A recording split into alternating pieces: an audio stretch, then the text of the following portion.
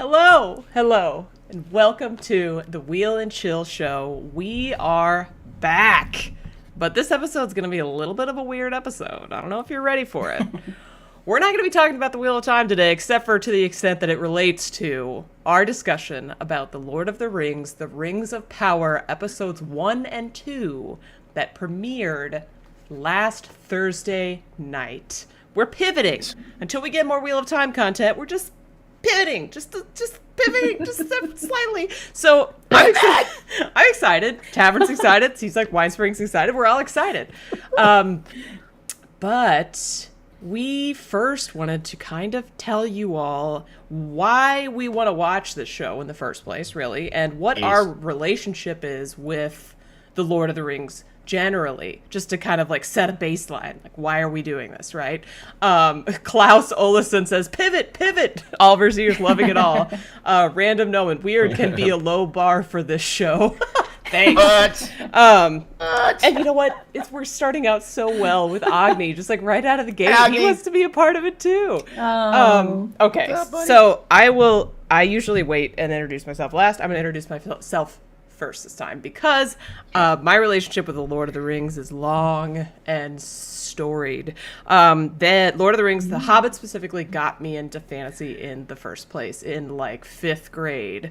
Wandering the halls of a library, I noticed a red dragon on the cover of a book, and I picked it up because who doesn't love dragons, and the rest is literally history. I didn't even know there was the trilogy, and then I was like on the old library computers searching Tolkien, the author, and I realized, oh my gosh, there's like there's 3 more books, right? And so I read those right after I read The Hobbit, and whenever I first saw the trailer for the movies, I was in a movie theater, and I didn't know it was coming out. I didn't know it was gonna happen, and I lost my shit with my friends. I'm pretty sure there was like a voiceover, and it might have been Gollum, or like Galadriel or so. I can't remember what the first trailer was, but I heard a voiceover, and I was just like, like I literally panicked. Anyway, so the movies became my favorite movies of all time. Nothing will ever beat them. I am so emotionally attached to them. I watch the extended editions like almost every year, if not multiple times a year. Sometimes for my birthday, we just do a whole day marathon. Yeah, it's awesome. And now that there's a show, I'm just really, really excited that, you know, some company was able to throw just an absolute fuck ton of money at it, right? Yes. to give it because these books, they're beautiful. They read beautifully, right? And so just getting to look at them in all of their beautiful majesty, even though obviously Rings of Power isn't based on like book text so much, it's still really nice to see, and I'm really excited. And that's why I'm excited to talk about this in the Wheel and Chill Show. Sorry, I went for a while. So Winespring, how about you go now? Okay, you go ahead. Yeah, I love your story time express. Awesome. I'm Winespring from winespringcafe.com, the Wheel of Time food blog. Check it out, later and make some recipes. It's pretty yummy. As far as Rings of Power go and that whole world, I read The Hobbit in 5th grade. And I did love it. I watched like the really old movie. I don't know when that came out, but I remember it being really awesome. Yeah. The cartoon one? Yeah, the cartoon one. Yeah. It was like in the 70s? 60s or 70s. 80s? Like, yeah, really a while ago. Oh, totally loved it. Watched that. And I've seen the movies as they've come out, but I have never read the books.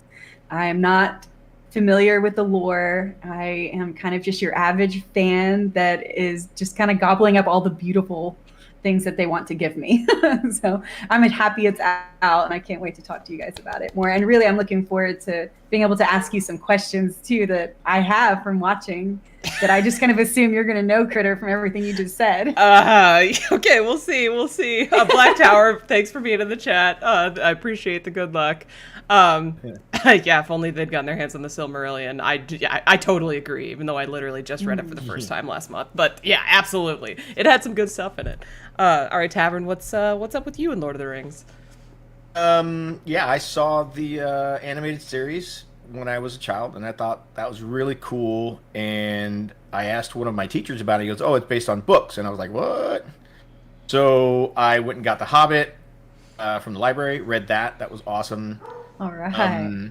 Read the trilogy, the Lord of the Rings trilogy, right? Probably middle school, I think.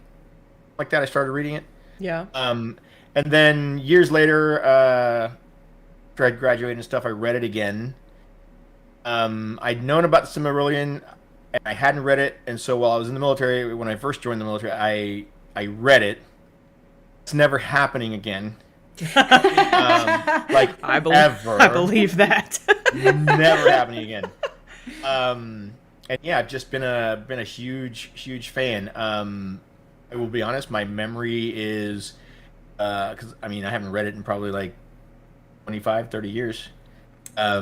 So it's a little but I still remember enough parts to know that, the outline of the Lord of the Rings. Again, and you're right, the movies were probably the first movie that I can recall that was truly fantasy, like realistic fantasy. I thought you were going to say perfect. I was like, you're right. They're perfect. They're perfect. It's like, that would be like me agreeing to something about Egwene. No, but yeah, just amazing movies, the scale, the scope. And I'm kind of glad that they're doing this. I'm taking this with a grain of salt. I'm not taking it as seriously as I did the Wheel of Time, and how I was like, well, because we had high expectations and hoping that they were going to follow the books, and we know what happened. They followed the books pretty well. That's what happened. Close enough. Close enough. Close enough.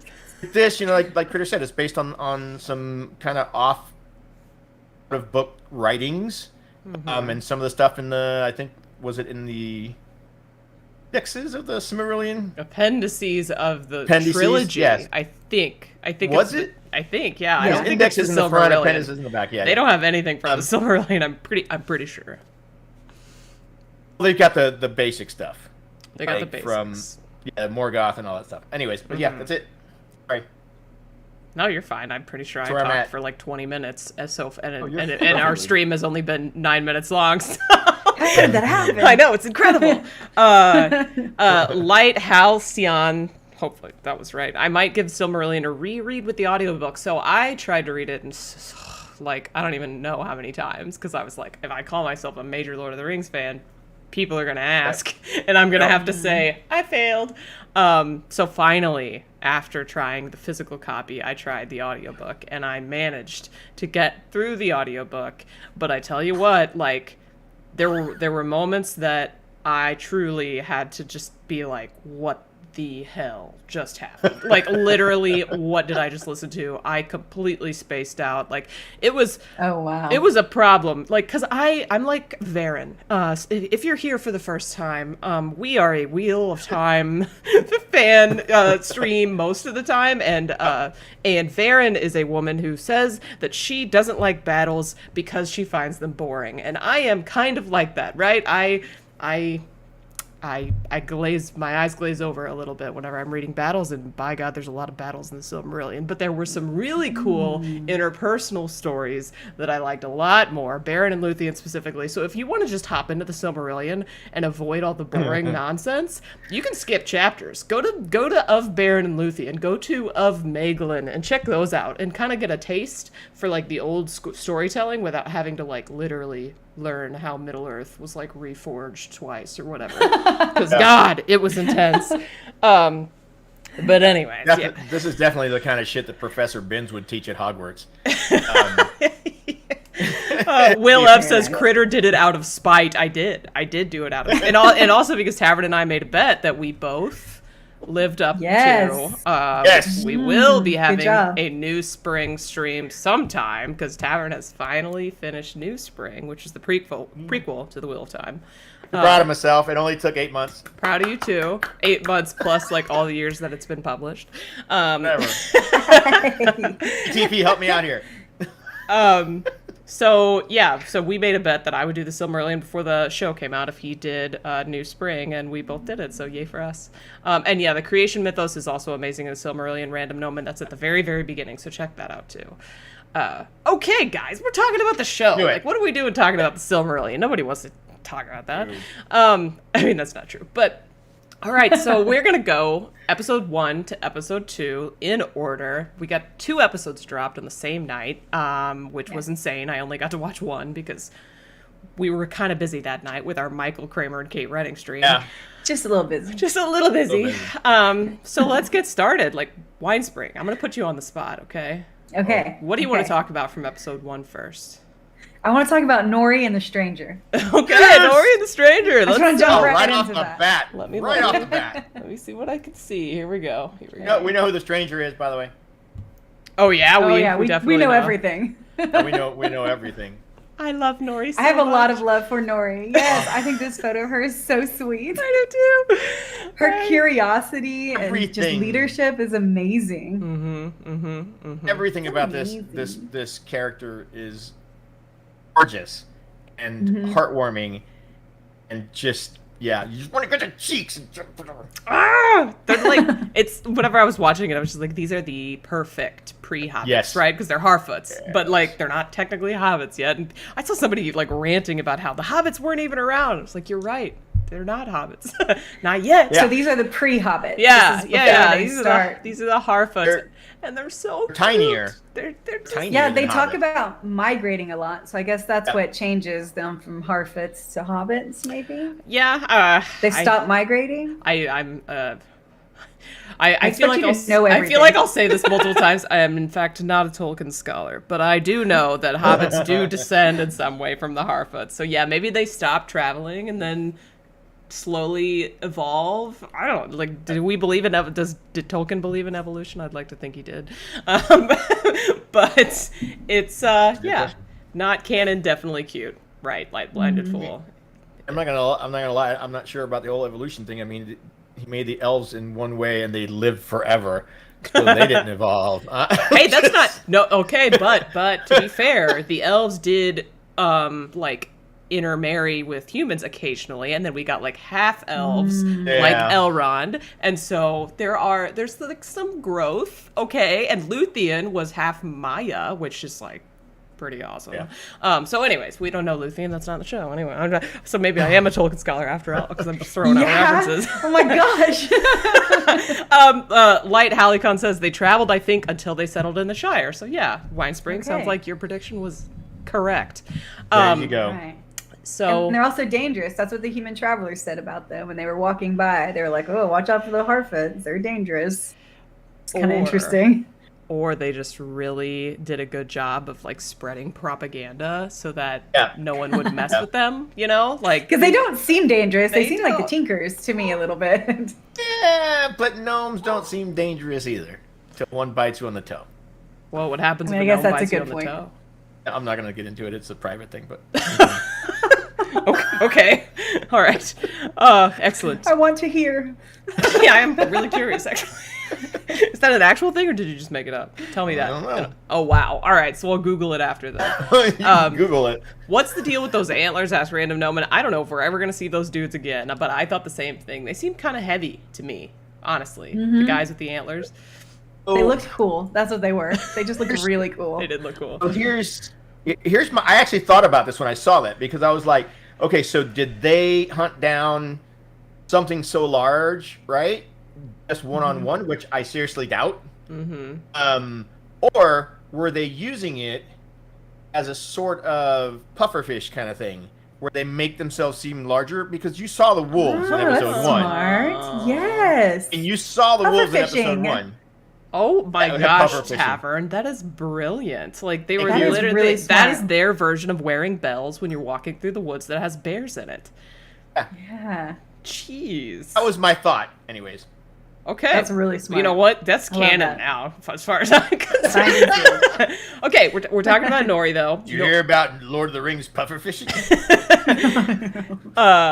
Yeah, Klaus Olesen, probably a cultural Maybe. thing. That makes sense, but also just like walking long distances with those giant antlers Yeah, I on was you, about it to feels say. like that would like become less of a thing because of how difficult it is, unless it served a purpose like protecting you from wolves. Yeah. Or like dissuading wolves. I'm not gonna lie, I would switch cultures if that was a cultural thing. wouldn't want to carry those goddamn things. You'd be like, I'm done with this. No antlers for me. Bears beats bells. Battlestar Galactica. Battlestar Galactica. Okay, so Nori, we gotta let's focus up here. Nori, Yes, Nori. so cute, such a leader. We love their society. They're travelers, which we found out more in the second episode, right, than the first episode. Cause, That's right. Yeah. Yes. And then we get the meteor at the end of the episode, right? Is that pretty much Nori's? That's like other than just her being adventuresome and getting all the kids to follow her around. Yeah, they had Right, the berry right. thing. Yeah, well, and the Everything. wolves. The wolf. Scary. We saw the wolf watching. Yeah. And we can so there's several things about Nori you can discern just from that scene alone. Is that she's incredibly smart. Yeah. She's fairly Tactful. fearless. She's smart. I mean, the kid pointed out, look, it looks like a footsie, and she looked down. She saw that it was a wolf. And she says, "Oh, it's a dog." Quick, so that she wouldn't scare the kids. So she's quick-witted and quick thinking, which is great. So yeah, there's a lot of stuff about her right there. We stand. And then she discovers this dude. Oh man, I love this moment that they have. Dude. Like when he sucks the fire back in and back out again, and he's looking at her and they make eye contact. It's like they communicated something. It's like, what did they say? Did y'all get that feeling too? That there was this communication that happened between them that was silent?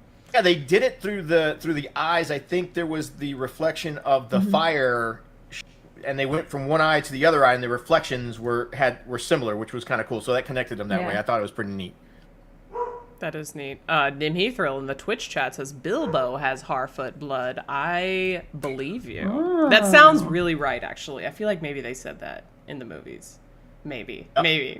I might be wrong. You're supposed to know all of this. I know. I feel kind of guilty, but at the same time, I can't know everything. I was trying to think today whether any of the surnames in this show connecting me to the surnames in The Lord of the Rings, and I was like, no, Bilbo was a Baggins, Mary was a Took, I think. Yes, yeah. Well, and I don't know if Pippin. I don't know what Pippin Peregrine was. Took, and Meriadoc Brandybuck. Oh, Brandybuck. That's right. Yeah. All right, so he was Brandybuck. Peregrine was a Took. But yeah, and Sam, of course, was a Gamwise. Gamwise. Gamgee. I was going to call him Gamwise. Yeah, he was a Gamgee. So yeah, I couldn't really connect them. But again, it's been gazillion years. So, anyways, there was something really cool about this scene. And it connects to another scene in the show earlier on. Okay. So Poppy scares the shit out of her, trying to pull her back, but she stumbles and she falls down into the crater. Yes. Her arm falls across some of the heat, but she says it's not hot. Right. Back to the beginning of the show, where they're in the citadel that they finally find Galadriel and her company, and in there with the snow troll, and as soon as they walk in, somebody goes, "Man, the cold's getting to me. I can't feel the warmth from the torch." Ooh. And she said, "That's because there's so much evil that it sucks up the warmth." Yes. So Mm. that puts the whole thing on: is this guy not a good guy? I don't think he is. Or is You magical don't? fire? I don't think he is either. I think he's. Or is You magical don't fire? either? I think he's Sauron. I don't think. You think he's what? Yeah, fam. Oh my gosh, my mind That's- is blowing right now. That's what I was saying. Unless they change stuff and they move the five wizards falling into the second age, Well, the wizards don't fall from the sky, right? They're supposed to arrive in the water or something. they got chucked down.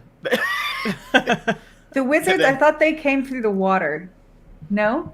Son of a gun. Okay. Now I have to look this up.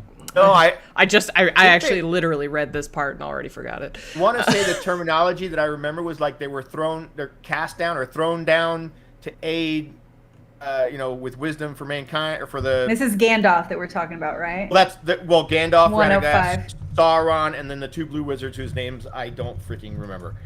Okay. So if Kritter is on the right track, and I think if that's the case, I think she might be. It would make sense that Sauron would come first because he was the most powerful of the five. Okay, so there are two things that maybe. Wait, were you still? Okay, hold were you on. still going? in the peoples of Middle-earth, they're said to have arrived during the Second Age, Ooh. around the time of the forging of the One Ring, which is like, I mean, shit, the show's called Rings of Power. I thought it was the Third Age. There's Unfinished Tales. Tolkien wrote that the 5 of them came to Middle-earth in the Third Age. But in the peoples... Oh, they came to Middle-earth, but they didn't say it came to the... Oh, well, no, and then it's like basically like according to Google, which I mean, yeah. Love Google. there's conflicting,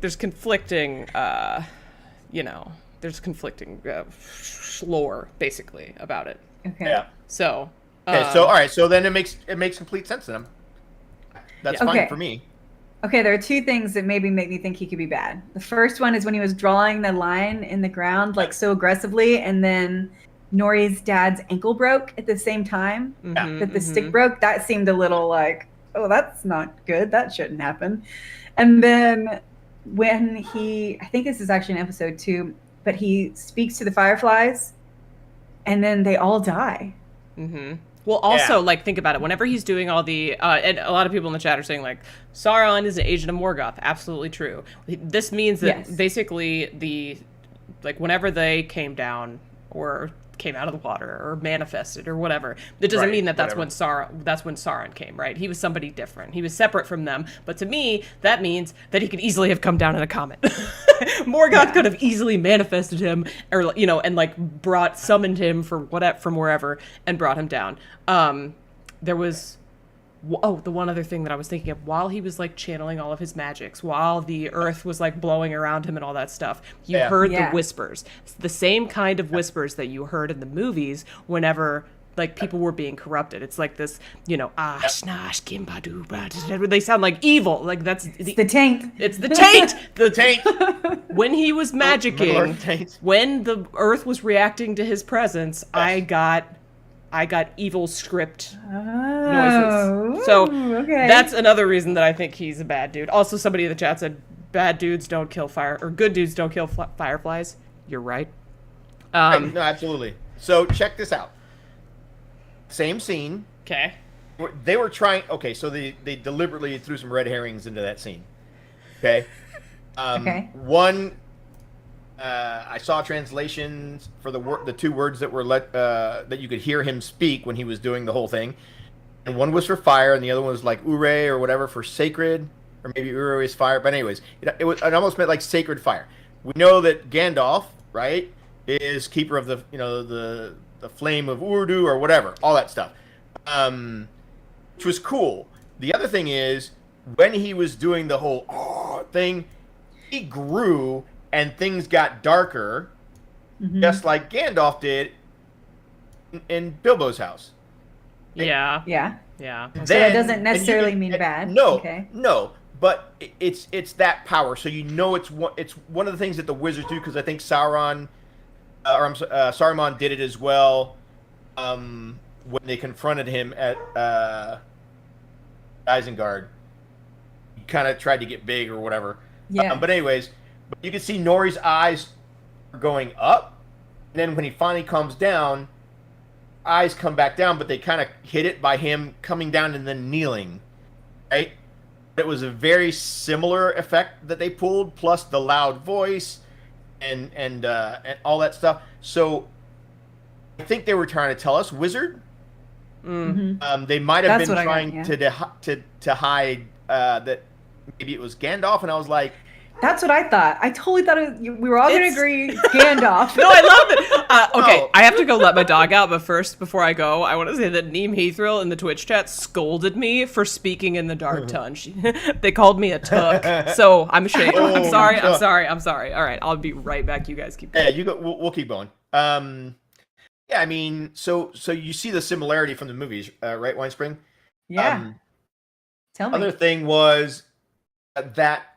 Of all places, a stranger has landed near Harfoots, or hobbits later on, or whatever, which also alludes to Gandalf. Oh, that's why he would, be friendly with them later on. Right, like later on. Relationship he has with a connection with. Yeah, but Saruman actually stated something. Your adoration for the halflings or whatever he called them.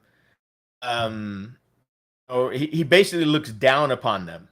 So that might be something that connects Saruman instead of Gandalf. Okay. Kritter, what we just said was, he had Gandalf had a connection with the hobbits, and he landed near hobbits.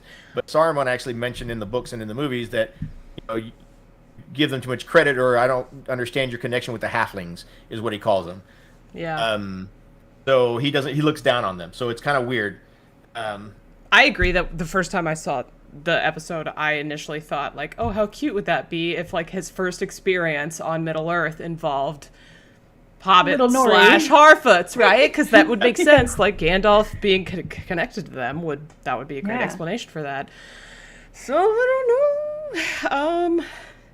don't know. I would random Noman. I almost was like, I really hoping it wasn't Gandalf, because that's just too much on the nose, right? And it's too there. I was hoping it would be one of the blue ones, and maybe even Radagast, because it's what the camouflage that he's wearing as a cloak or whatever. Do you think Radagast brownish would kill the fireflies, though? That seems a little opposite. Evil vibes coming. No. That's what I'm saying. I said the only reason I thought it was maybe because of the brown. They were giving us some kind of symbology with the color of what he was wearing. Yeah. So he kind of like a brownish. But I was like, I don't think that's him. Like, again, when he's talking to the fireflies, just like Gandalf spoke to the moth. I did see that. Yeah. Oh my gosh, I totally thought it was Gandalf. I think they were pushing us in that direction, but I don't think it's him. I love that you were like, this is so obvious, we're all gonna agree. And we're like, it has to be Gandalf. No. I think it's Sauron. Also, I don't know if we mentioned this, I know I didn't yet, is that Sauron is a shapeshifter. And so he could come down looking like one thing, and change his vibe. And that's so cool. It is cool. And he also, it was either Morgoth or Sauron. I think it might have been Sauron commanded like an army of werewolves at one point, I think. Yeah. Like, although Morgoth might have like created the original werewolf, but no, Sauron was like a werewolf king basically. And so like the fact that there are wolves in the area for me is like, oh shit, like are they gonna come together and be bad guys with wolves? I don't know. In the trailer, we see him and Nori kind of backed against a tree, and there's a bunch of wolves. Yeah, I know. And it looks like he's trying to like scare them off, like protect her. I am ready for that confrontation because I'm curious how that's gonna go down. The thing with the werewolves, they actually paid homage to that, I think, at the very beginning when Galadriel's brother, when she's standing there with his body. Because if I'm not mistaken, in the books, was captured by Sauron and either given to the werewolves to attack, or the werewolves attacked him or whatever. The brother? Yeah, that's how he died. Yeah. And if you look, his body is covered in 3 rake marks across, and then he's got the symbol on his chest. So that's kind of cool. But that is straight, if I'm remembering, that is straight out of the Silmarillion. So unless it's also in the appendices, we're not going to get that backstory. They're just going to give an Easter egg to those who know. To you guys. Though I would love a flashback, because that would be lit. I actually thought go ahead. Galadriel's brother should have more time. He was amazing. Yeah. That's just it, though. Like, what do they have the rights to? That's always the issue. Okay, we have been talking about Nori for a long time. Nori and the stranger, which is obviously it's the big mystery. So one more thing before we move on. Yeah. Because you said there were 5 wizards. So what is it? Radagast, Saruman, thank you. And then Gandalf. And then there's 2 blue. 2 blue wizards. So you have Swan, Sanche, Moraine. Right? So what do we know about them? Like, could it be one of them? That's what I was hoping, because I'd like to see something that I haven't seen before. Okay. Klaus Olesen is hitting us with their names. Morin Hatar and Romestamo. Those are fun names. We're close with Moraine, at least. They arrived during the Second Age, according to some of Tolkien's writings, so that could be sick. Just some new wizard action. Wizards we've never met. I love it. Yeah. Okay, that'd be cool. I love any of them, but it'd be cool to see the 2 that we haven't met. Yeah, yeah. Klaus, clutching up in the chat. We appreciate you. Yep. Great job, Klaus. Excellent. Okay, so Tavern, Winespring picked Nori. Who do you want to talk about next? He stole my thunder. Whatever. I will speak of admiration of my for the moment, which is Bronwyn. Oh, yes. Bronwyn. Okay. Loving me some Bronwyn. I don't know if it's something about for sure. Like a redneck chick in bib overalls. Whoa, redneck. I don't know what it is. She's not redneck. No, I'm just kidding. She's the Nynaeve. She's literally got a braid and she's a healer. Ever. I mean, And she screamed with a knife at one point at an orc. she's Nynaeve. This is the Nynaeve. It was totally Nynaeve. Of Rings of Power. Yes. Sorry, you go ahead. Yes. Oh, but anyways, I'm loving that story and what's going on between her and the elf, and I can't remember his name. I don't either.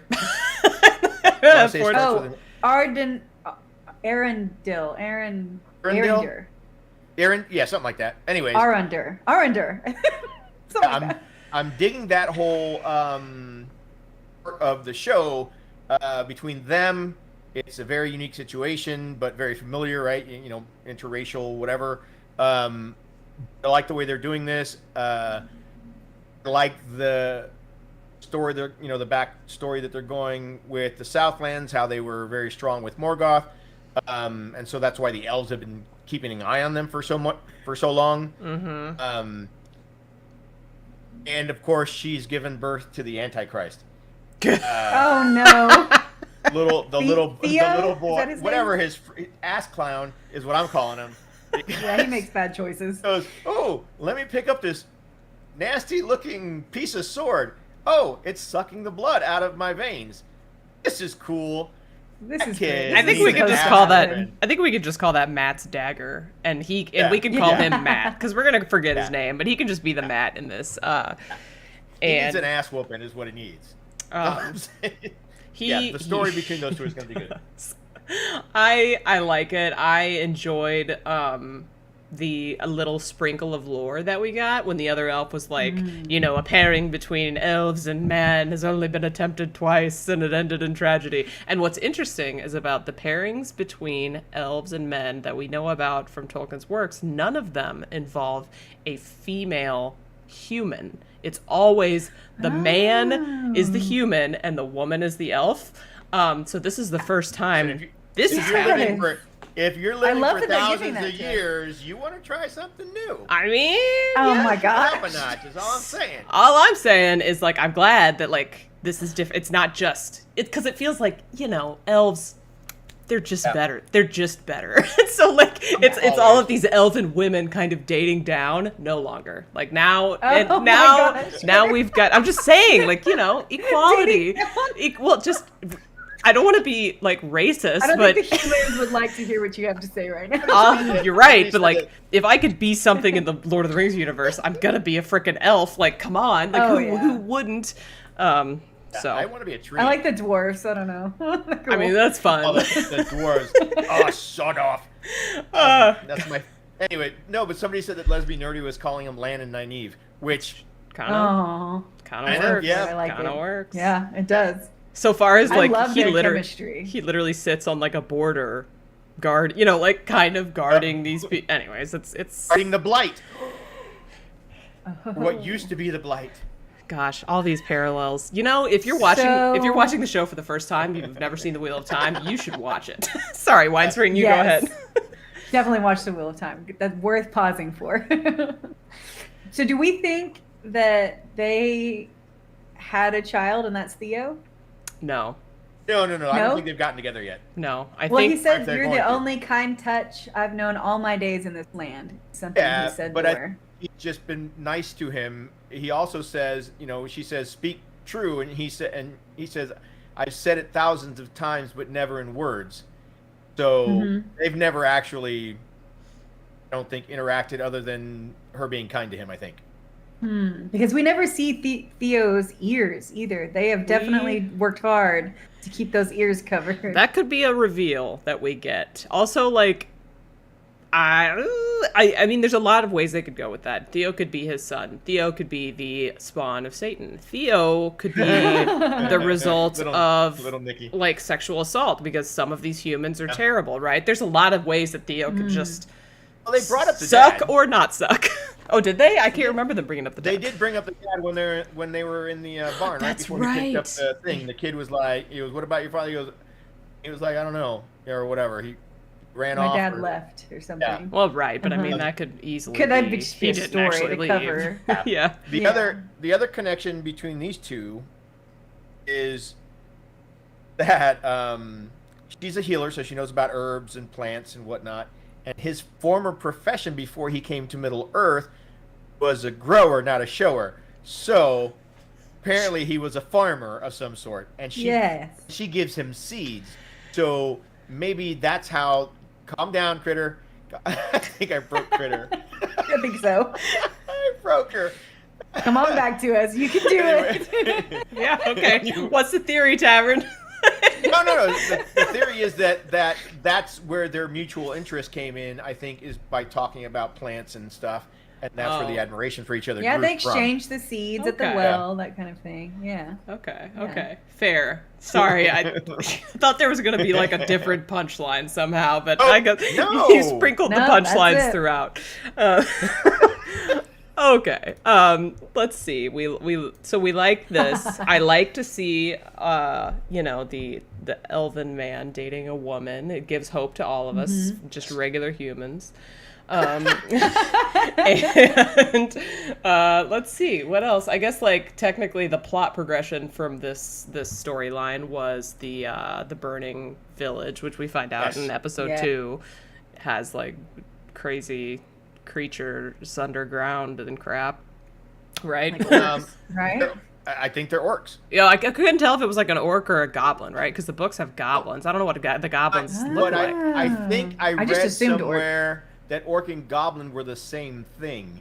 Oh. And that the name orc actually came from one of the other cultures' names for them. So orcs and goblins, and then the only reason that they look different in Lord of the Rings is because Saruman created the Uruk-hai, which were the big beastly scary ones. They called them higher orcs or whatever, I think. Yeah. But that's why you don't see regular orcs anywhere. You only see the goblins, the Uruk-hai. Okay. See, I thought goblins were the ones that were like underground, which in caves, in the mines, all that crap, which made a lot of sense to me. But you know what? Like tunneling. I don't know. Yeah, like tunneling, exactly. But Klaus Olsen, he agrees. I'm not gonna fight. Like I believe they have two different names. That one gave me goblin vibes. That's all I'm saying. Okay. No, that's fine. But the kid brought it up first when he said, "Yeah, I couldn't sleep. I haven't gotten a lot of sleep. The mice have been scratching," and we find out later days. why. Yeah. Not quite. Yeah. So this was cool. Obviously, we're sneaking into episode 2 with that, which is fine because we only have so much time this evening. Okay, so now it's my turn, and I'm gonna pick my queen. You guys all know this, who I'm picking. Galadriel. She is. Galadriel. I love that shot of her slaying a troll. I love her. That fight scene was so sick. I feel like she was posing in it so much. I know. No big deal. A little bit of exposition, but okay. So like, I'm gonna do my best to pronounce the actress's name. It's Morfydd, I believe. There's like an expressed R there. Just say ex-wife. She knocked my socks off. Like, not only was she cool and physical and impressive physically, but she also had these really deep moments when she was talking with Elrond. Obviously, whenever she was on the ship, you could like read her face and you could tell what she was thinking, and you could feel her hurt and like those scars that weren't going away. I'm frankly like incredibly impressed with this actress. I don't know what the hell she's done before this, but like, I mean, good job. Yeah. Yes. Good job. For sure. Claps for her. We're very familiar with the Amazon Prime Studios casting abilities by now, and I think they just nailed it again. Like I don't think we've seen a miss from them yet, so good on them, I guess. Let me go ahead and put on my shill hat for a second. Good job, Amazon.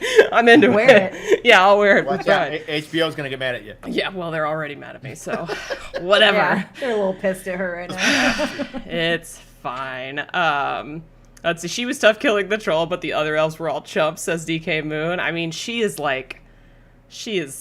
almost goddess level though. Like, so it makes sense that while the other ones maybe and she's struggle. their commander, right? Yeah. Like she's she's everything. Here's the thing, okay, well, the character, apparently that's a normal thing for that character, because as soon as that snow troll popped up, the one guy dropped to his knee, put the sword back, let her run up it, and chucked her, which is another amazing thing about the Lord of the Rings. Elves don't weigh shit. Yeah. That's a good point, I guess. Elves don't weigh shit. That's why they walk on top of snow and all of that stuff. And so, yeah, her running up and him just flinging her like nothing. It was awesome. Is that like a part of the lore that they don't weigh anything? Yeah. Is that like a thing? The Lord of the Rings, when they're going up the snow mountains and everybody's buried deep in the snow, Legolas is literally walking on top of Oh, I thought it's because they're so light on their feet. It might be. I think that's it. I thought that they were light. Might be, but I thought they were light. I think it's them being light on their feet. I'm not sure. But real quick. No, I don't know. This Jessica Sadai, thank you so much for $5 in Super Chat. But did anyone else see her, actually, no expression when Gil-galad said the war's over? Yes. That whole conversation, or like his speech, oh my god. I was dying. She was so obviously not into it the whole time. And he just kept going. And Elrond was like, man, she's going to believe this eventually if we say it loud enough. And man, she did not. Oh, man, that moment when she jumps off the ship, I was flabbergasted. I was like, where does she think she's going? Is she going to swim the whole way? Like, I mean, dude, I don't even know if they get tired. They're really? Elves, right? Yeah, so they're elves. I don't know. I mean, the cool thing about the way they started the whole thing with her was showed where she got her values from. Her brother was a big part of her life. Mm-hmm. Brother dies. She continues in his footsteps. The literal determination is palpable on the screen without even saying. Every time she's there. Yeah. Every time she's there without even having to say words. And the fact that the other guy was like, we need to go back. We need to turn around. And she was like, yeah, no. I mean, come on. Mm-hmm. Right? Mm-hmm. They literally had to mutiny on her to get her to go home. Yeah, they did. Yeah, they did. Which to me, at first, I was like, elves? Really? But I guess, everybody's got their limits. They had been like fighting for centuries. Everybody's got their it limits. Wasn't a month. There had been centuries out there doing what they were doing with her. So it made sense that they were finally putting their foot down. Sith guy. That's going to be amazing. Some moist lembas bread. Moist. What a word.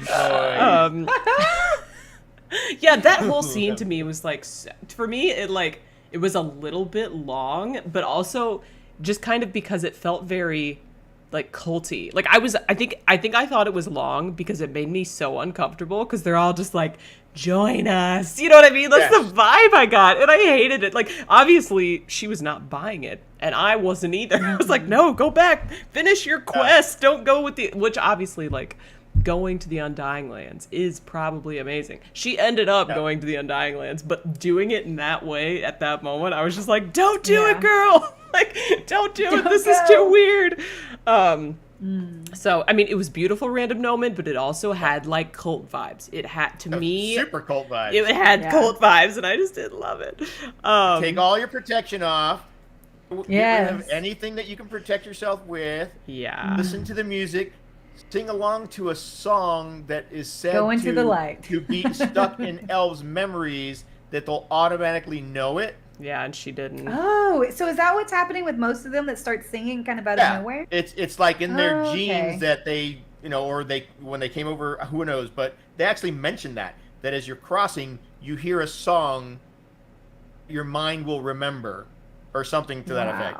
Yeah. Her mind did not have room for that. No, she was like, I ain't got no, Yeah, I mean, Nim Heathrill says, like, she forgot the song out of sorrow. That's, like, her whole story to me is so good. It's so good. I totally buy her stuff. So, anyways, I love her. I think she's great. I don't know what else to say about that. Oh, other than the fact that, fun fact, I just did a TikTok about this today, Galadriel ultimately becomes Elrond's mother-in-law. Isn't that fun? Isn't that a fun fact? That's what I was gonna ask. I heard. Okay, so she's currently married right now, and then has a daughter sometime soon. Is she currently married right now? That's what I read somewhere. Yeah. Oh, okay. They haven't told us that in the show yet. So Right. we'll see, Okay. Right. I don't know where that came from. Can you imagine you're Elrond? You're like in perpetual friend zone for like millennia. Oh, while the daughter grows up. Millennia Oh, friend zone shit. I feel like elves have to have like a different, like experience when it comes to age differences, right? Because Galadriel That can't be a thing. That can't be a thing for them. Eventually, he marries Galadriel's daughter, who he presumably watched grow up. But we don't have to talk about that. This isn't a House of the Dragon discussion, okay? We cannot talk about that. Let's see. Is she with Celebrimbor? No. Galadriel marries It's a similar name. Yeah, it's Celebrimbor. Yeah, and then Celebrian is their daughter. Yeah, it's weird. Beautiful name. It is, right? Isn't it amazing? Yeah. What? That Tavern? You were gonna say something. Was I? I'm just reading the chat. Everyone's freaking out. Until someone appears named Celeborn, she's not married. Right. Amen. Amen. It's not, say it on the show. It's not real. Don't just forget it. Yeah. Okay. So she jumps in the water. Mm-hmm. And I was like, she's gonna swim back. I think it's pretty obvious going in that she's not going through the light, right? As you're watching the show, right? It's kind of like a gimme, and she does it in style, swan dive into the water, and we're like, holy shit, they've been traveling for freaking leagues and leagues, and she's gonna swim back, which brings us to the other guy. The people on the raft. Episode 2. Okay, we're moving to episode 2. Perfect. Let's go. No, I mean, I think it's time. I think we need to make a switch. Yeah, that was a good transition. Yeah. That was a great look at you. I thought you were intentionally transitioning. Turns out it was an accident. Accidental. We have a photo of this guy, right? Do we not have a photo? Oh, here he is. Halbrand, is that his name? Yeah, we do. Halbrand? Hasbro. Oh, good. We got one. I don't know what his name is. Yeah, we do. Yeah. There he is. I'm not going to remember these names. I saw somebody predict on the internet, and now I'm like a little intrigued about it because he's kind of a babe, that like maybe this is Sauron, because Sauron at one point in time was kind of a babe. But I prefer the stranger being Sauron. That's what I'm going to stick with. I think they've shown him. And her working together in a trailer. No, Sauron. I think they've shown Sauron in some images somewhere. Oh, I know what you're there was a dude in the trailer that everyone's like, it's Sauron, the guy who looked like Eminem. Yeah. But again, he's yeah, check it out. Literally, the jokes were endless. Like goes gravity. Yeah, mom spaghetti, all that stuff. Like it was everywhere. Oh my gosh. But let's see. Just somebody's opinion, of course, in the chat. Can we talk about that simmering sexual tension when he was confronting her face to face? Oh man, it was there. It was. Sauron the Babe is called the Gifter. He gives you what you want, presumably. Oh my goodness. But anyway, so I mean, this guy was giving us what we wanted this episode, right? It was kind of like an enemies to I'll rescue you eventually, Jessica said and now kiss. Yeah. So we think this guy is a friend?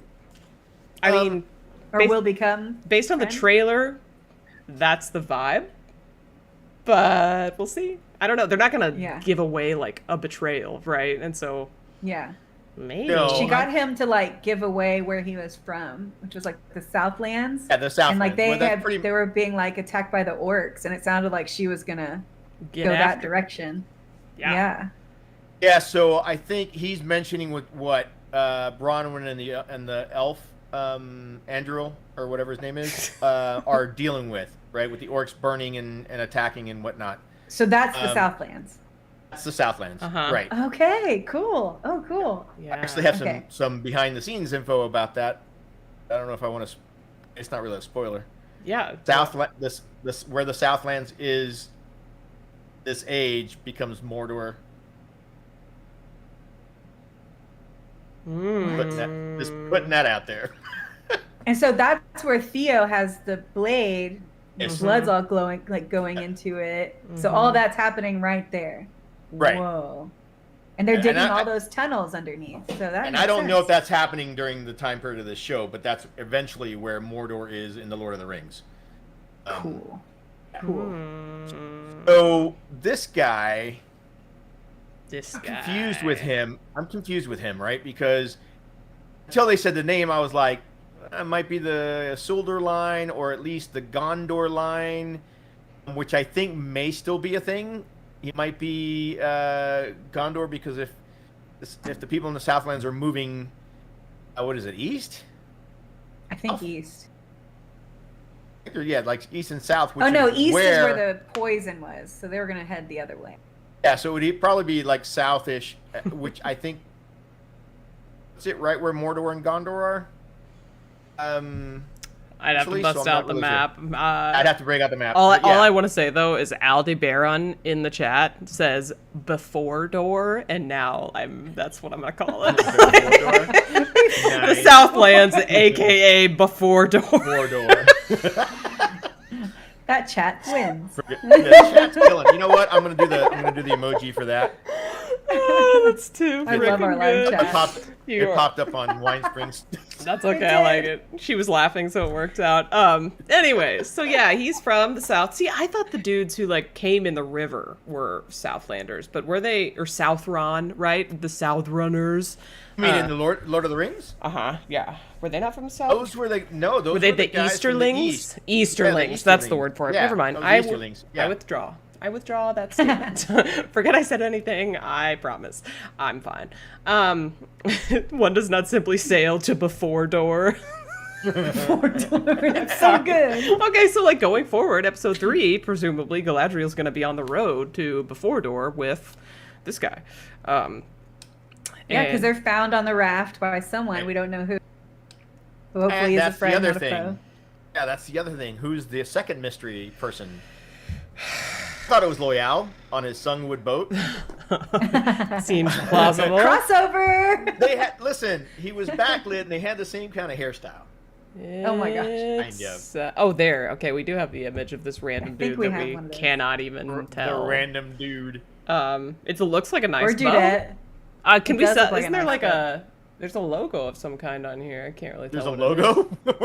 Yeah, you really can't tell. You can't tell what it on is. The sails? No, yeah. I was trying to figure it out because I'll have to check it out. They mentioned there's someone dangerous sailing in that area too, not just the worms. Ooh, Klaus Olesen, you've got me intrigued. Well, we sort of know who they're found by, as there's one big faction missing to be introduced. Tell me who it is. Oh, is it the Rohan? That's got to be the Numenorians. Right, because, oh my god, there's ship people. I remember that from the Silmarillion. They loved their ships. Good job. Thanks. I could have put that together while I was watching, but Valinor, instead... Numenor. You're right. Middle-earth. Numenorians. Oh my gosh, I love that. And those are ship people? Yeah, they're like good. Sailors, yeah. They're men. Sailors? That's a better word more for or it. less. Like long-living men who really love, they're really tall usually. Aragorn descended from the Numenorians, and they love sailing. They love it. They're sailors. So here we got our introduction. Okay. Yes. And that is a nice ship, so I could see that being from it's pretty sweet. I did notice that. What I really loved was that damn worm. Holy God, that was so cool. Oh, we're not talking about that. Yeah, we say it a lot that they're showing their budget. Oh baby, without definitely. That was showing the budget. That worm was freaking sick. It was. I don't think I have an image of the worm, but that's okay. I don't think there's one of the worms. That's fine. Right. So let's see. It looked cool. Just trust. Go watch it if you don't remember. Okay, so you're saying that I've forgotten that Elrond, the half elf. Mm-hmm. Where did the half elves come from? Okay. Was it from a mating between elves and humans? It was that. There was Elrond's great grandpa was a human, and Elrond's grandpa on the other side was a human. So Beren and Luthien that was his great grandparents, and Idril and Tuor were his grandparents. And so at that point, I'm assuming that at that point where the human blood came into the family line, right? the bloodline, is why they said, "Oh, you've been rejected from the whatever. Only lords are allowed." They Maybe. lose status. Unless he was just like too young, because I think Yeah. like he was Well, it being could've been, he yeah. was being set up to be a leader, clearly, right? Like Gil-galad was basically just like, you helped manipulate Galadriel, so now we're besties. Like you have potential, Oh, yeah. you know what I mean? She started making introductions and stuff for him. Right. That's a big Yeah. deal. So I've got to defend myself real quick. Yeah. Okay. Jessica Sedai. I know how normal half elves come from, but I couldn't recall because they did state that the last time there was the two known pairings of elves and humans ended in disaster. Mm-hmm. It would not. I mean, from the elf side, I could see where they would see half elves as a disaster. So. Well, okay, so like the disaster, in my opinion, is with oh my gosh, with Idril and Tuor, it was the fall of Gondolin, basically. Maeglin got pissed because he wanted Idril, but he was literally Idril's cousin, and he was evil, so she was like, pass. And so eventually he sided with Morgoth, and they took down the hidden city, and so that was sad, obviously, even though they ended up together, still a sad result from the pairing. Right. And then Beren and Luthien ended up choosing mortality, so eventually she died. So I feel like elves would be like, that's a tragedy, even if we're like, that's so romantic, So that's anyways, look at me. I am a Tolkien scholar now, am I right? It's you. I know. We've gotten to Numenorians, which is cool. I'm pretty proud of myself. But yeah, so we were talking Elrond. He's a half elf, so let's talk Elrond. He went on this hilarious quest. Like, this was a highlight for me. The dwarves. With the dwarves? Oh my gosh, their whole relationship was amazing. I actually love the fact that once again they're bringing up how each race passes time, right? Or lives. They really do point to that. Where the dwarf, Durin is like, it's been 20 years, and you can see Elrond going, yeah. It's been only 20 years. He literally says only. Yeah. I think he says only 20 years. Yeah. Yeah. And then you've got the humans that are regular lifespans and stuff. So they really have been harping that a lot, which is what I think they brought it up in Lord of the Rings, but I think here they're really hammering it so that when you get these romances that shouldn't happen or whatnot, you really feel the impact, right? Which is kind of cool. Yeah. Yeah, I loved these besties. Like, right? Like, you're right that I feel like it was more impactful because we are used to seeing like Legolas and Gimli butt heads the entire trilogy until they finally admit they're actually friends, which was adorable. And so seeing something like that here, but obviously we didn't get their beginning. We're getting their like going through, trials and tribulations together. Like, it's fun. It's fun to watch. Like, the stupid like rock smashing thing reminded me of the drink off in the movies. You remember? Like that was so much fun, and it kind of had the same vibe. Willev's right, though. There is a sadness to elven agelessness. You could kind of read it. I feel like the actor who's doing Elrond, who is also a young Ned Stark from the Game of Thrones, in case you didn't know. I did not know that. He pissed me off in the previews because he's like, to me, he was trying to hold back Galadriel, right? And he still makes me mad because he's trying to control her, even though he's trying to, like, have her pursue her best interests, right? You can tell he cares. You can tell he cares about her. He's a company man. But he's a company man, but seeing him interact with the dwarves and seeing him interact, like, here, just generally, he was playing ball, and and he was charismatic, and you could tell on his face whenever he was talking to the dwarves, like, how kind of like touched and sad and wistful he was about the differences in the nature of their lives. And so, anyway, all I'm saying is this actor is doing a good job, and the writing is cool, and I like it so far. This whole thing was great. We have another image where it's him meeting Disa for the first time. Oh my God, we need to talk about. I love that. We can talk about Disa. She is so joyful. I love her. Her just throwing her arms open for him. I She's probably one of my favorite characters. Her and Nori. Easily. For a character exactly like Nori, for a character to walk on or come onto the screen, and you're completely endeared and enamored with them. Yes. Within 3 words. She's like one of those people who's just friends with everybody. Exactly. Like, you can just tell. She's incredible. I love her. She was great. She's also, like, of course you're staying for dinner, and of course he does. You're not staying for dinner. Before the it was such good, like back and forth. Before the show came out, too, everyone was so peeved because the preview images of her didn't look like she had a beard. I don't know if you noticed, but she had the little baby, like, mutton chop type things. Yeah, she's on the side. So she has a beard. You know, she's got facial hair. Everyone can shut the hell up. And she's rocking it, too. She looks great. I was about to say, she did not detract from how glorious and beautiful she is. Holy Absolutely cow. not. She rocked it. Yeah, I think it was a fine line that they had to walk, like, to make it not cartoonish, right? Because you don't want, especially to put like a woman of color in a position where people are mocking her based on something that's literally part of the character she's playing, right? So I think they walked that line really well, personally. I think they kind of nailed it, and their familial relationship was really sweet and heartwarming, in my opinion. No, it was the whole scene with the 3 of them. Actually, the connection between Elrond and Durin, first off, the camaraderie is amazing. But the interaction. They seem like old friends. Yeah, and the interaction between Dissa and Durin. Oh my gosh, telling their love story. I know how he came over and over again to check up on what her group was doing. They she were said it took freaking 5 weeks. Perfect. I loved it. Yes, they were. They were perfect.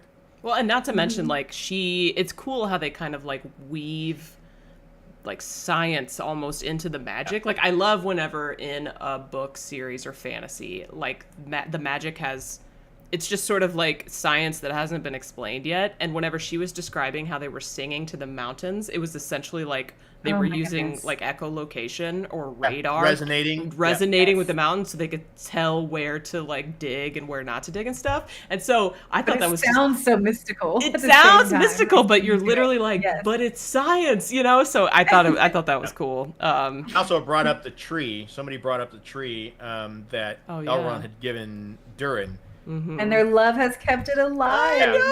Yeah. That whole line was like, oh my god. I loved it. And the shots of their kids, I thought it was really fun. Amazon did that. Just put them in just big oversized helmets instead of showing us what dwarf kids would look like. We're not going to deal with that. We're just going to let that slide. They probably have beards. I'm just going to put it out there. I mean, they might. We don't know. We don't know. All right, so let's see. Oh yeah, and also, like, I guess I kind of forgot about this until I just saw this image, but, like, what the hell's the mystery here? What did they call? The Arkenstone. That's the Arkenstone. Yeah, is that what it is? Okay. Yeah. I was wondering too. Because they're talking about the mystery. Oh, did he come to find out? This is when they found the Arkenstone, and this is where everything started to change. Going downhill, right? Yeah, because they got greedy. Because that's Moria? Yeah, this is Moria. Moria, yeah. Yeah, so they got greedy. They start later. hoarding, they start getting greedy because they found the Arkenstone and they start messing with them. Gets greedy. They start digging deeper. They unleash. What came first? Was it Smaug? Smaug, I think, came first. Oh, no, yes. no, did he? Because wouldn't they? Yeah, Smaug came first.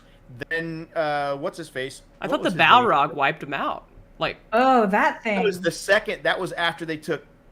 No, that was the Lonely Mountain. Shit. Yeah, you're thinking of the Lonely Mountain. I'm confusing the Balrog came. Yeah, the Balrog. The Balrog Balrog took him out. Right. Yeah. Because they dug too deep. Yes. I think. But either way, like, yeah, I like the little sprinkles of, like, mystery. What's to come, right? And wait, hold on. Somebody was saying the Arkenstone was at Erebor. That's true. That was at the Lonely Mountain. But then what the hell is this? I mean, it could be, what is the little awesome chainmail? Mithril? What if they discovered Mithril? Oh, they were wearing it. The elves were wearing it. Oh, were they already? Never mind then. No, that was Elven Chain. Never mind. So, it could be anything. It might be. That's why I'm excited to see. Thank you for correcting me in the chat. I was getting confused. Oh, Jessica, do you think it could be the Silmarils? Like, Morgoth had the Silmarils at one point, and then and then a werewolf had it in its belly for a while. I can't remember where they ended up, like where they would be in the Second Age, but yeah, maybe Mithril, maybe... Can't use the Silmarils? Mithril caused them to dig too deep. Ooh, Oliver's ears. Okay, that backs me up. I think maybe it's Mithril then. Maybe they discovered a new substance, and then they started digging deeper, and then we're going to see a Balrog take them out, which would be sad, because I'm really liking these dwarves. Yeah, and looking at them, knowing that they're all dead. Okay, named Mithril. I couldn't remember where the Silmarils ended up, but yeah, they don't get, like, tossed around forever, I'm pretty sure. So, all right, cool. So so you're on... Oh, that was Twitch. Yeah, sorry. Okay, thank you. Yeah. Okay, I was looking. I'm sitting there looking. I don't see what. Nim Heathrow over here is my Twitch bestie. Like, you're a champion for me. Glad you're here. Yeah, we're super glad you're here. It's Marcellus Wallace's soul from Pulp Fiction. Excellent guess, Random Noman. I think you're actually right about that. That's fucking funny. Okay, so dwarves, perfect. We love them. Excellent introduction. I want more. Shall we? Actually, yeah, and their sense of humor is perfect. So good. Yeah, that whole thing at the door.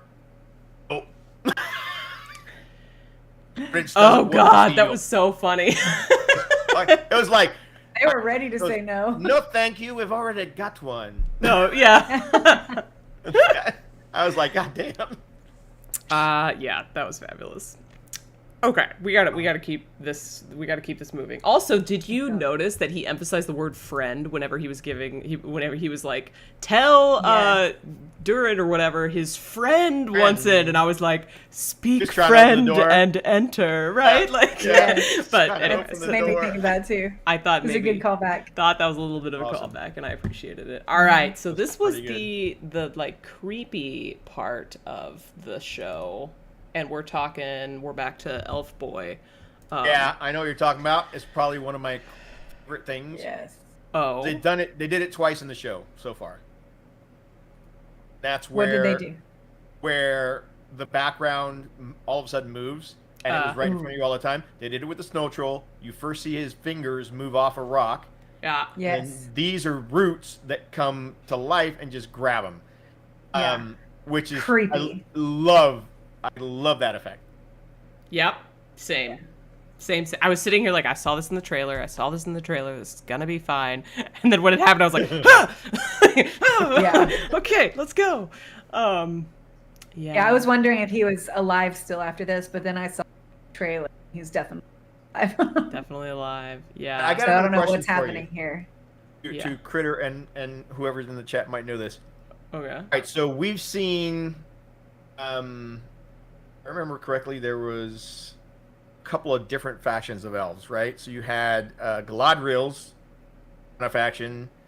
Elrond had his own kind of faction. And then Legolas was in a third, which was basically the wood elves, the high elves, and the whatever elves.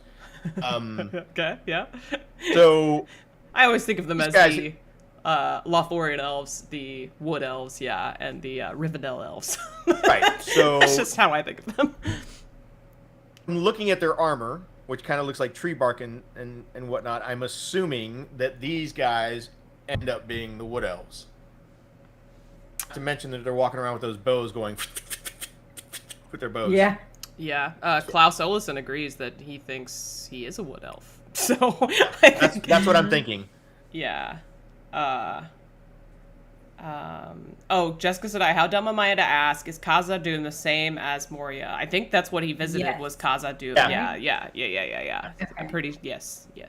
Because he goes, here lies the last of Durin's folk. Right. And Luke, Ice Jedi, you guys are troopers. Anybody who doesn't know the Lord of the Rings lore, just feel free to be like, guys, shut the hell up, just talk about the show. If we get too far into the lore, because I don't know that much, but I feel like I keep talking about it when I do know to prove that I actually read the Silmarillion. And if you don't stop us, if you don't stop us, we're gonna keep talking shit. Yeah. It's pretty good. But keep going very interesting. Yes. Okay, beautiful. So This guy's a wood elf. Oh God, like the scene was so claustrophobic for me. I was dying when he was crawling through. Oh gosh! And the rats start coming through too. I hated it. That was really. But we know he lives from whatever we do. This is. Yeah, we do. Oh, I hope we get to see him fight because I mean they have him like loaded up with stuff. Oh, I think in the trailer they show him chained up. Little baby hints of him fighting in the trailer. Yeah. He's like in a fight club. He's like, yeah. Oh my gosh. DK Moon. I need to like rewatch the trailer. If he can't escape underground, he will become a drow elf. A drow. Is that a D&D reference, right? Tell me I'm wrong. I'm perfectly fine if that happens with him. I like him. Yeah, I like his character too. I like what they're doing with him. There's some pretty cool cinematic stuff in the first episode when Galadriel's brother is fighting and they're getting pressed in on from every side by the orcs and stuff. Mm-hmm. They're reminiscent of the Battle of the Bastards, which kind of makes you fight for breath, right? Because you just see them being compressed. Yeah. Claustrophobia from the tunnel crawling.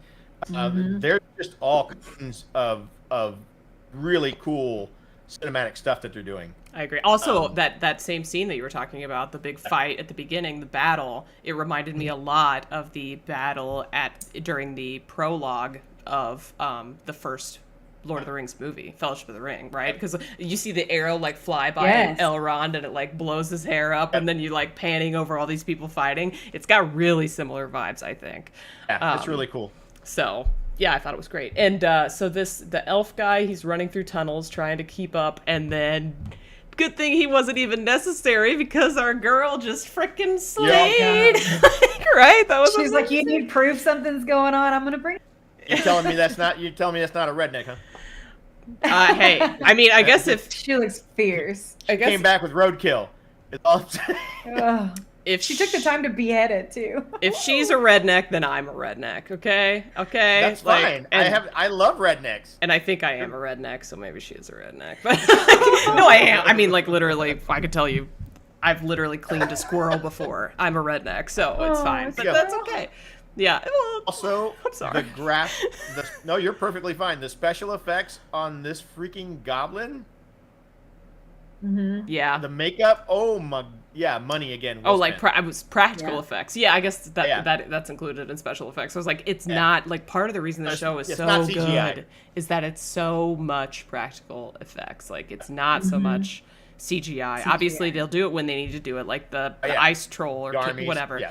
And the ice troll looked.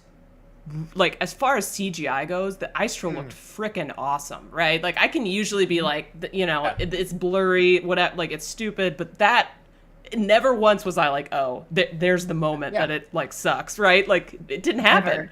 Never once did it look fake. Not once. No. Like it was there with them. Yeah, it was freaking incredible. It reminded me of the movies, which I feel like they hold up so good. They're beautiful. They're so beautiful. Yes. Yeah, random person says Nynaeve would approve of her, may squabble a bit over which herbs to use for what, but mostly she'd approve. God, I need to do a TikTok. Mostly. Like, nobody steal this idea. I'm doing a TikTok of the parallels between her and Nynaeve, because, like, even just in the show, it's insane. Like, she fights, like, Nynaeve kills the Trolloc in episode 3 or whatever. Like, here she is killing the Goblin in episode 2. It's crazy. It's crazy. She's got the brain. Yes. They're both healers. It's, yeah. Nobody steal that idea. I'll get pissed. I'll get mad. No, I'm kidding. I won't get mad. I'm releasing my TikTok in 20 minutes. No, okay. No, he has a new idea suddenly. Wow, it was a comparison between The Wheel of Time and Lord of the Rings because, of course, he looked up to J.R.R. Tolkien. Yeah. Yeah. No, I didn't expect the show to mirror. So that's all you got it. Go for it. Okay.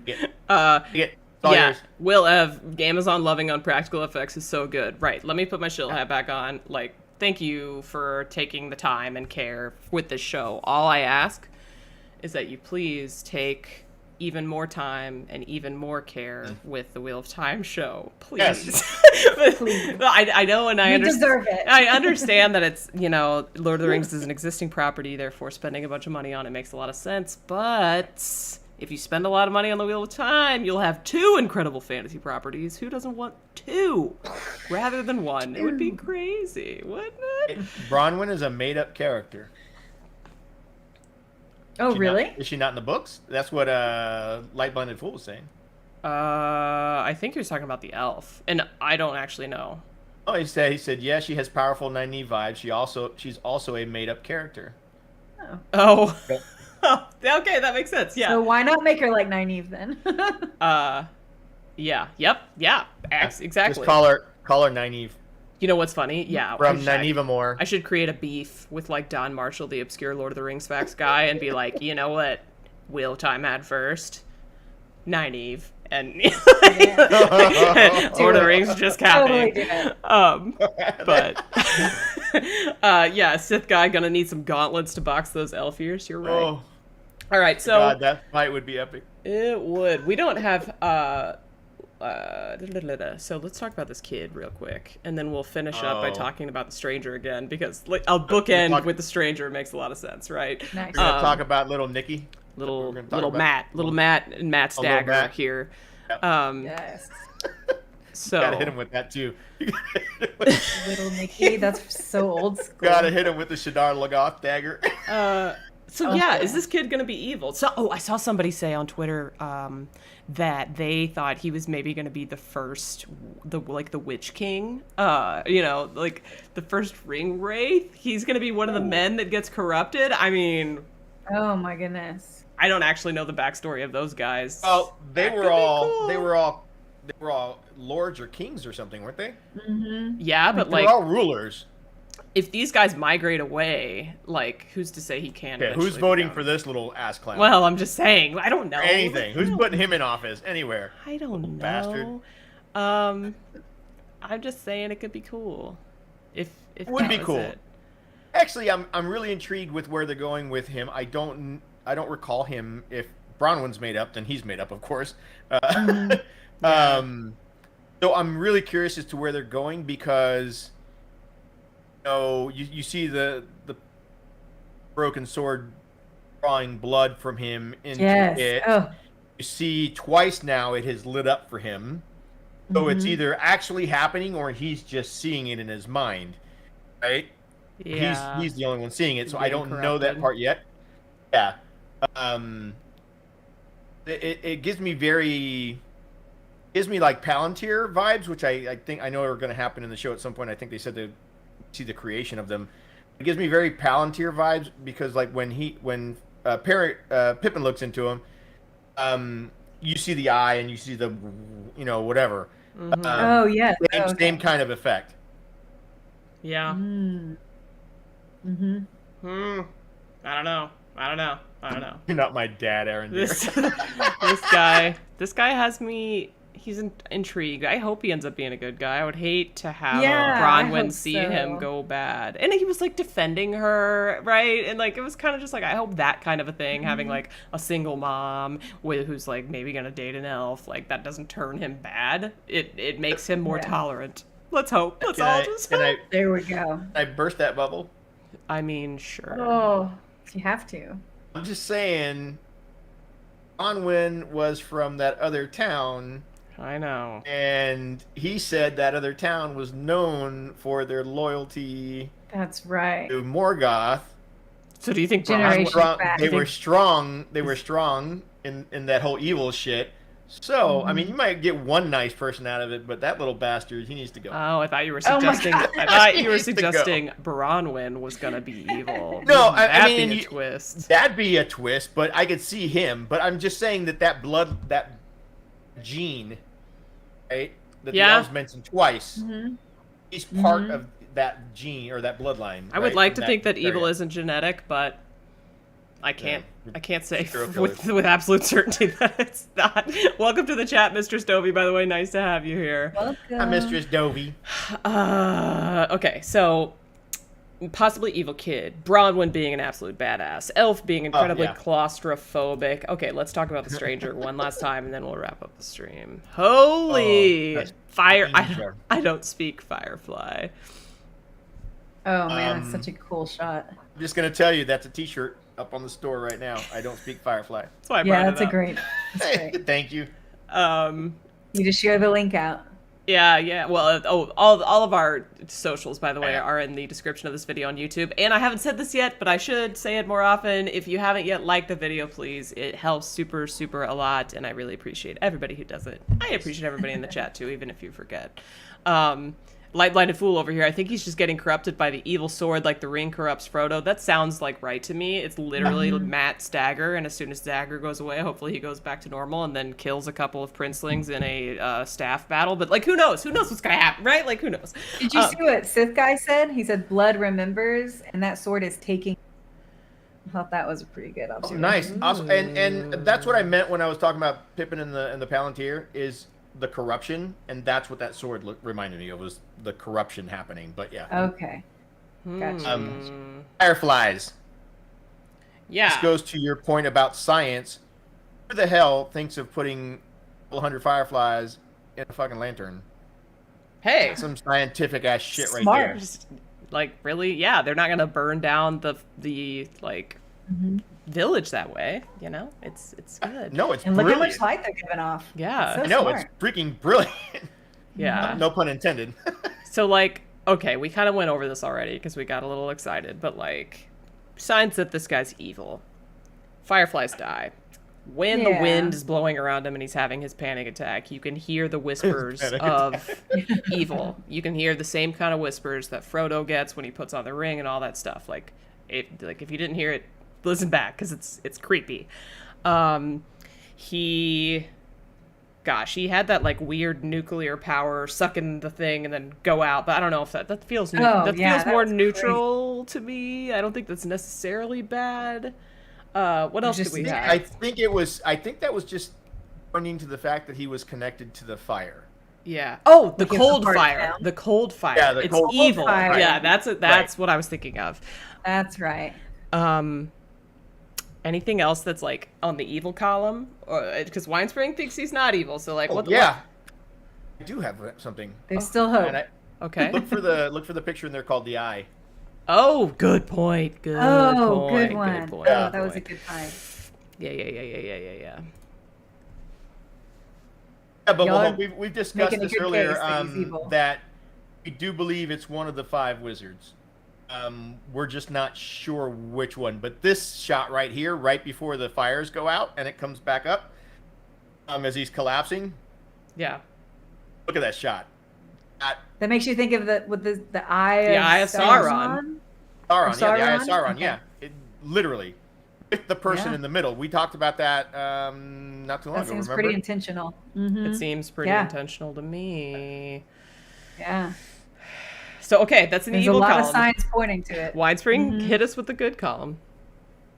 I mean, I don't even have one anymore. I started off having hope. He hasn't killed anyone. That's an easy one. He hasn't killed anyone. He's been gentle with Nori and with is it Poppy? Is that her friend? Poppy Proudfoot. He's been pretty gentle. So, and in the trailer, it looks like he's fighting off the wolves to keep them safe. It does. There's little things, but y'all are definitely making me lean towards not. Our lore boy Klaus Olsen thinks the eye is a misdirect, a little red herring. There's a lot of red herrings with this guy. All the can't wait Gandalf to just see similarities, more. and then but just slightly off. Also, random Noman. The fireflies died because the stranger whispered, "We've been trying to reach you about your car's extended warranty." Oh, good point, Bubble Hulk. Yes, if this is your first chat, I haven't seen you chat before. I might have missed it, but thank you for the chat. Yeah. The dad's ankle breaking right around the time we keep flashing back and forth. We talked about, Seems pretty evil to me. I'm sorry, light-blinded fool. If this is evil Sauron, he's not very scary. He literally just spawned. He can't have like a level 0 moment before he becomes super evil. Come on. Yeah, he's got to level up. He's got to level up a little bit. Yeah. So I just hope he doesn't hurt Nori. Just as long as. Oh, if he hurted Nori. I'm not gonna worry about it too bad. Flying through that screen. So that's the thing. I mean, the whole breaking of the foot. I'm a little confused because was it daytime when he did that hand movement? Because his foot broke in daytime and they were clearly out at night. So maybe it was It happens during the day. He was drawing in the lines during the day. This is when she first got there. Yeah. Okay. That's what I want to make sure, because I couldn't remember if it was during the day. But yeah, that was just a weird, a really weird. I mean, they timed it like that on purpose. They did, but I can't figure out, other than just as a sign to the viewer. Yeah. I mean, because honestly, I can't think of anything that it could possibly mean other than that. Right? It's just a sign for us. Yeah, or just like, I don't know. Or he's trying to separate Nori from her dad so he could assume that role. I don't know. I just spitballing. I'm not sure. I was going to say, because, he wouldn't even know that she had a dad. Oh, here we go. Mithril. It's Chekhov's gun. The stranger will heal Hardfoot Dad and thus become a savior, a gifter. It sounds like somebody we've been talking about. A gifter. Oh, here we go. Random Noman's asking, what's the deal with the Harfoot Book of Prophecy? We actually had a picture of that because I clocked it too. I was that was curious. Cool. I thought that's super interesting. It actually had the little guy with the antlers on it. Yes, it did. It was pretty. And then two wolves following. I think. Yep. Here we go. And so and the sky is being strange. Everything's kind of lining up to mess with their migration. Yeah. There it is. They're right there. I don't know. It's I don't know what the deal is with that other than we're about to see some wolves. That's what that's saying. Those wolves are gnarly as shit looking, by the way. Dude, they're gross. Some nasty looking wolves. Can you imagine what would a werewolf look like then? That's kind of what I thought. I was like, oh shit, are these like wargs or whatever? And then they just call them wolves. Just call them dwarves. Yeah. I mean, wolves. Yeah. Are we taking bets on Nori stealing the prophecy book? She's definitely curious about it. She is really curious about it. Maybe. Are they not warg ancestors? That would make sense to me. Possible. They're large puppies, not wolves. Sauron I really want to see werewolves in this damn show now. Bubblehawk saying Sauron is the Lord of Werewolves. Yes. Yeah, I think Morgoth created them, I'm pretty sure, but Sauron at one point in time was the Lord of the Werewolves. So something to remember. We'll see how this stranger interacts with the wolves going forward, and maybe read into that. Episode 3 is going to be good. Yeah. Hey, Jubale and Twitch. Appreciate you being here. Okay, so we got this prophecy. Nobody knows what the hell we're talking about there. Book. We got, let's see. Is there anything we haven't talked about with these two episodes before we kind of leave it until episode 3? There was one thing that I didn't get a picture of, and I wish I would have. Okay. I think it was episode 1, and they're talking about the fight with Morgoth, and I mentioned it because it brought me back to Lord of the Rings trilogy, right? And actually the cinematic Lord of the Rings trilogy. There's a shot that's red, and it's got bodies floating in the air, very like the Valkyrie scene. Oh, yeah. Mm-hmm. Yes. If you look up at the tower, it actually looks like ripples on water, like you're looking up from underneath the water up, which reminded me of Frodo and Sam being led by Smeagol. Oh, through the marshes? Through that marsh where the elves were floating underwater. Mm-hmm. And I was like, man, they are doing really good with linking some of this imagery together. It was really cool. Yes. That was really thought forward. Cool. That was a cool little. I didn't think about that imagery wise because that's kind of in the Silmarillion, that part where like basically like the structure of the Earth or Middle Earth changes a couple times throughout the conflict between Morgoth and everybody, and there is like a huge rift that gets formed and stuff goes underwater at one point. So that to me was like, oh, there it is. Like that's part of the Silmarillion that I unfortunately got kind of bored during because it's just not my cup of tea, but I remembered it slightly. At least a little bit. See Luke Aes comment. Speaking of the tower, can we talk about the not sus at all tower that Elf Dude wants to build?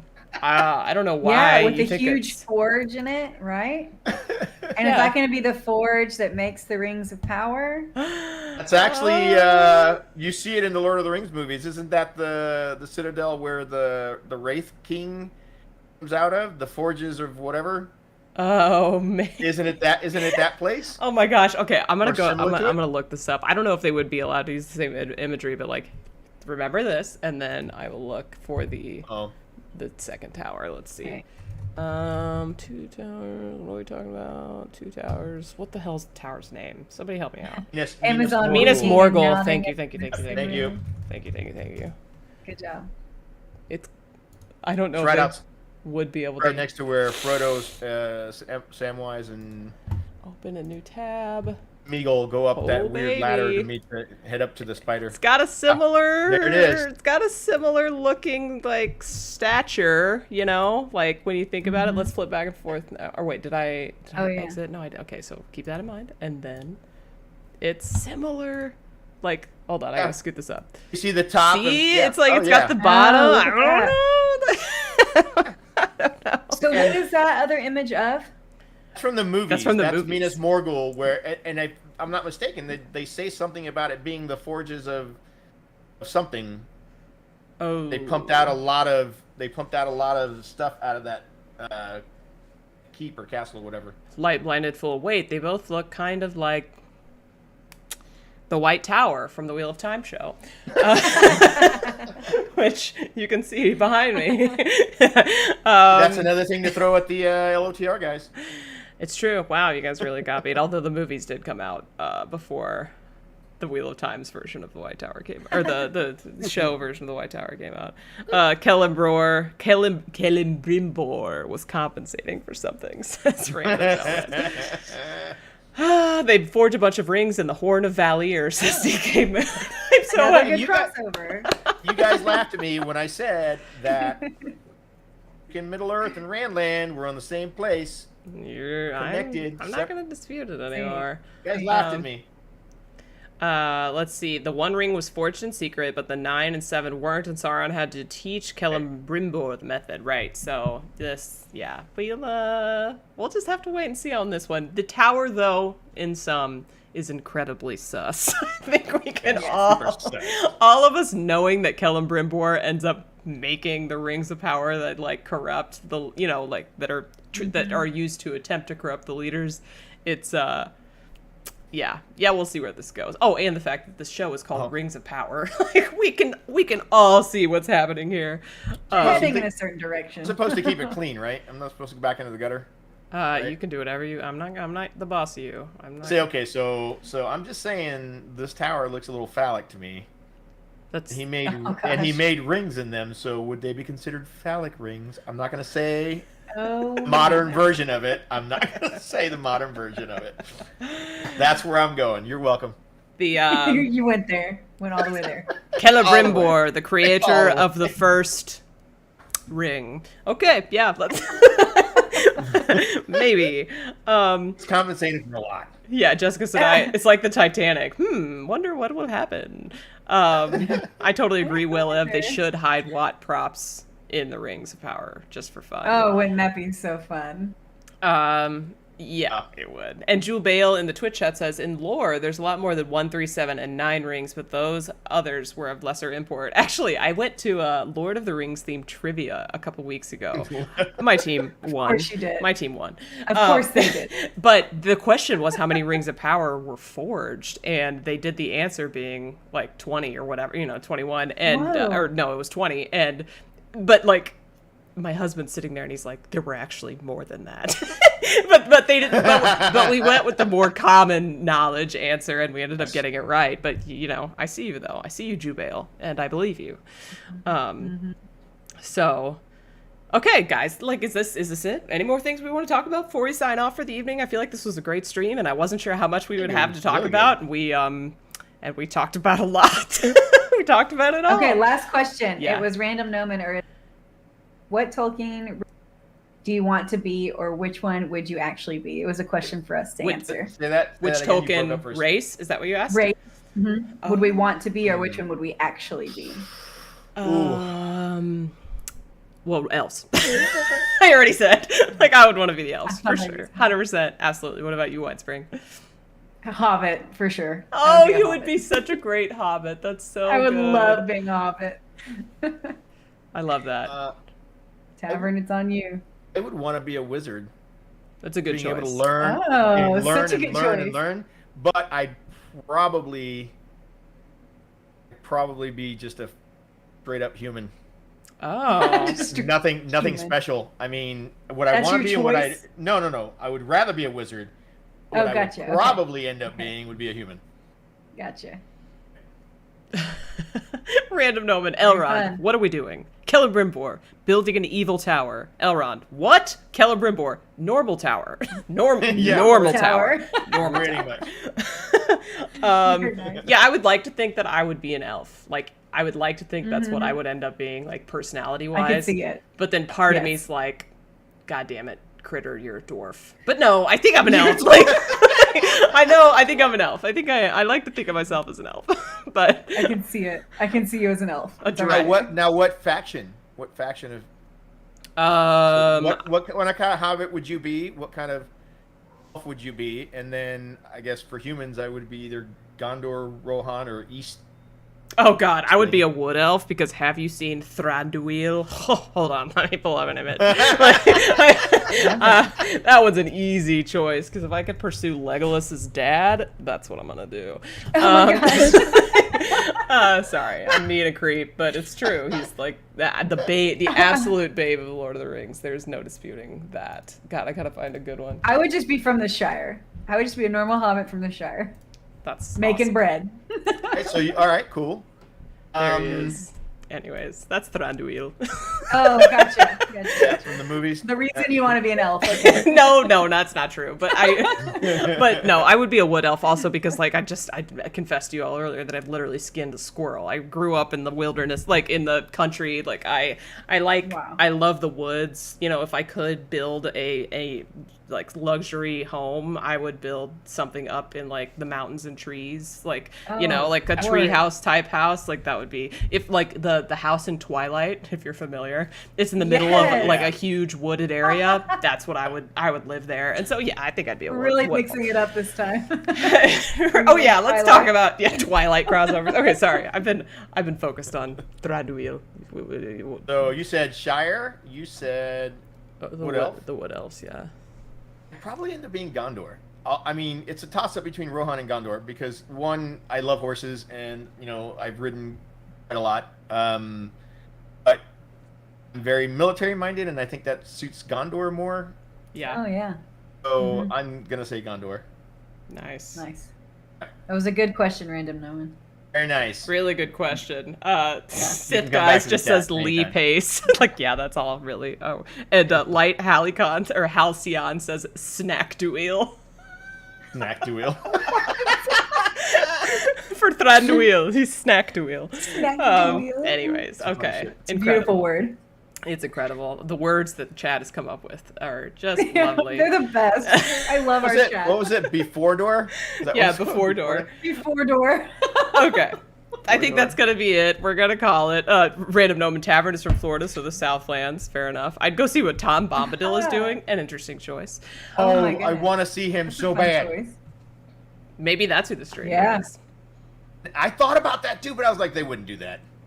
Yeah, they keep excluding him from all properties, so why would they change? Yeah, why would they change now? Bullshit, though. I love Tom Bombadil. All right, for real though, I haven't actually eaten dinner yet, Ooh, like usual. So I think I'm gonna sign off. This is so much fun. Thank you all for being here. We plan to do this while Lord of the Rings is coming out, so just, unless something crazy comes up, we'll see you next week. I'll let Winespring say bye, and then Tavern, and then we'll sign off. Glad you're here. This was fun. See you next week. See ya. Okay. Bye. We love you. See you. Gonna see you later. Hey guys.